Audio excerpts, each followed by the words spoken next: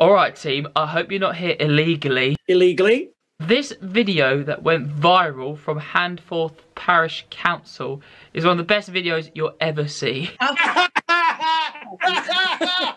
Go and check it out. After this video, type in Handforth Parish Council in the YouTube search. You won't regret it. Before we get started, if you're enjoying my videos, can you go down, hit the subscribe button as well as the notification bell? And you actually might think you're subscribed already, but I found recently that people don't actually realise they're not subscribed to the channel. So just make sure you go and check and hit the subscribe button. I appreciate it a lot. Enjoy the video. Guys, you're in for a treat. I've got 3 workouts I'm doing right here that I recommend you guys to try at home to test your fitness. Going to give you an update on my current training. Then I'm going to give you a little bit of tips about how to train at home and also about the use of resistance training and injury prevention. This first workout was 100 dumbbell snatches hanging for time on each side. So either you think about it as 200 altogether or 100 on each side. I got this in 8 minutes and 14 seconds, but the outside light kept turning off, which was very annoying. So here you're just seeing me finish up the last repetitions, like 108, 199, 200. 8 minutes 14, and then the next 2 workouts are 50 dumbbell clean and jerks for time, making sure that you go all the way to the floor, making sure head of the dumbbell touches the floor as you come down. I got 5 minutes 29 for that. And then 50 hanging dumbbell snatches, and I got 4:56 for that. I'm using 22.5 kilo dumbbells, but if you have to use one bag with loads of water bottles in it to make a weight, then you can do that. Or you can use the dumbbells you have at home, or you can just use heavy books. You really can just need to be creative with what you've got at home. Or if you really don't have any equipment, you can just do body weight movements like 50 burpees for time, 50 jumping squats for time, and then you could do 100 pistol squats on each side, or single leg squats if you're doing it onto a chair for time instead. The ideas I want to give you for resistance training at home, I'm going to go over it more thoroughly in another video, but you need to be creative at the moment to keep it interesting. So one type of workout I like to incorporate within one-to-one sessions is one that's more conditioning based, designed to use bodyweight movements to help build up a person's anaerobic conditioning. So usually I pick like a 3-minute time cap and do it for a few sets. So that could be 8 burpees, 6 press-ups, 4 jumping squats and 2 pistol squats on each side. Do as many rounds as possible for time in a 3-minute time cap. Take a minute rest and then repeat that 3 times altogether, and then do that same format with different movements but for another 3 sets. So it's a really good way of testing different aspects of fitness, but also testing muscular endurance of certain muscle groups. So a great shoulder one would be 6 burpees, 5 press-ups, 4 shoulder taps, and then 3 walking planks, and then doing that for a series of how many rounds you can do in 3 minutes for time. And it's really good to see where your shoulders start to fatigue. Now you're seeing here some squats that I did at the start of the week. I'm doing 6x6 at the moment with 142 kilos. Trying to build this up to 5 sets of 10. But the 6x6 are still quite slow, and I would like to get better. And with my form at 142 kilos, it is fine. But I'd like to just be able to make sure that my left knee in particular goes out a little bit more as I come up from the squat, just because that's the slightly weaker knee. Although my knees have been feeling great. Ankle still is a little bit meh, but I'm not running yet. I'm not going to do that for another month. I tried some skipping it the other day and it was still feeling a little bit iffy, but it certainly has improved. Then it's a workout here you said I was doing, you're seeing it was burpees and dumbbell thrusters, and then a series of bodybuilding movements afterwards. But when I mentioned resistance training injury prevention earlier, I've got some articles in the YouTube description I want you guys to go and have a look at if you have time.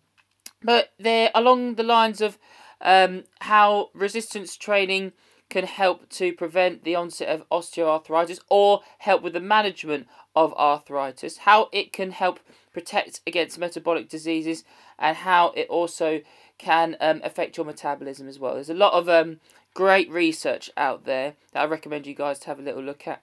But with injury prevention, for example, I find that the gym and resistance training movements, it has a bad stereotype that it's just for big guys, big girls, lifting big weights above their heads, and it's not really beneficial health-wise, but I can't stress enough that it is.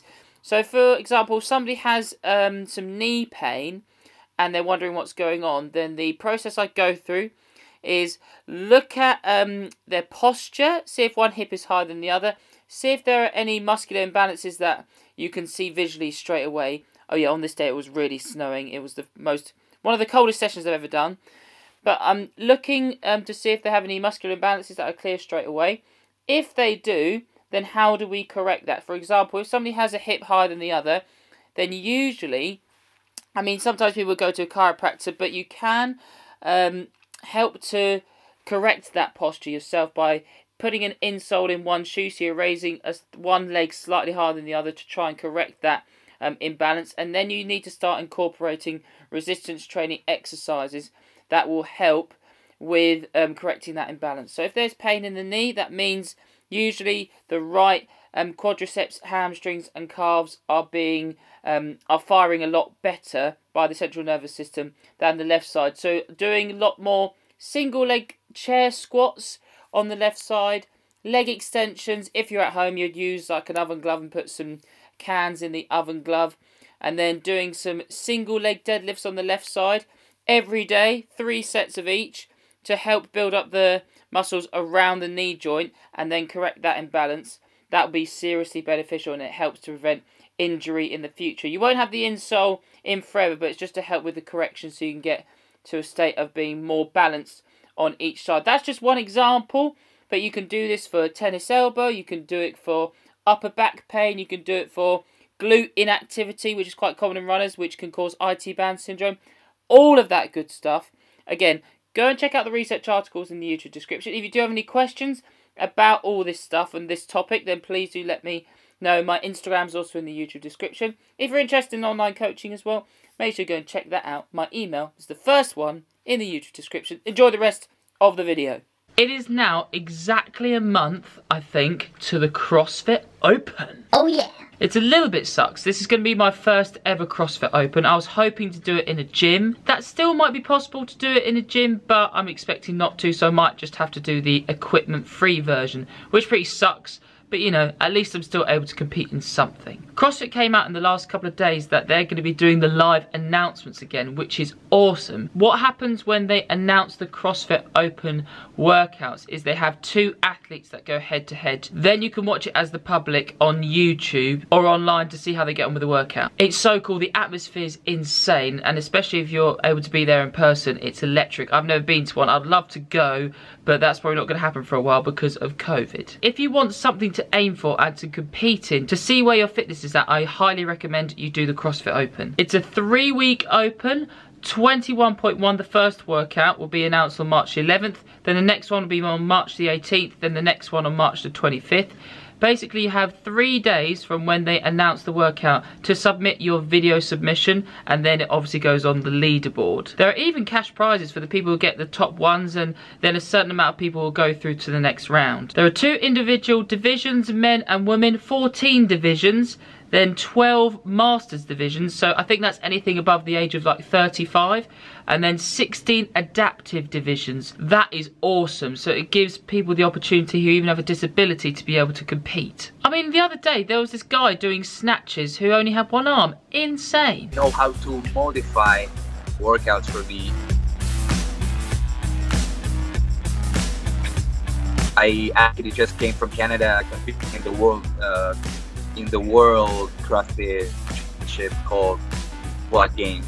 What a beast. Once you do the Open, the top 10% are in each region will then go through to a quarterfinals, and that'll be online, and then there'll be semi-finals this year, which is like the regionals format they used to do a little while ago, which was really fun because it's an in-person competition. Whether it'll be this year, I don't think it will be, but otherwise it'll be online, which will be really cool. And then there are even last chance qualifiers for those people in the semi-finals who come just outside the bracket of being able to be accepted to go to the games, who will be able to be given the opportunity to go to the games by doing this last chance qualifier, which is an online competition. Gonna be really cool. I'm excited for this year, and please do get involved. It's great to have something to aim towards, and the gyms will be back open very soon, so why not get your fitness up, hit the ground running, because we might be able to do the open at the gym or potentially join in further down the line, but who knows. Hope you guys enjoyed this video. Make sure you hit the like button and subscribe if you haven't already, and I look forward to seeing you in my next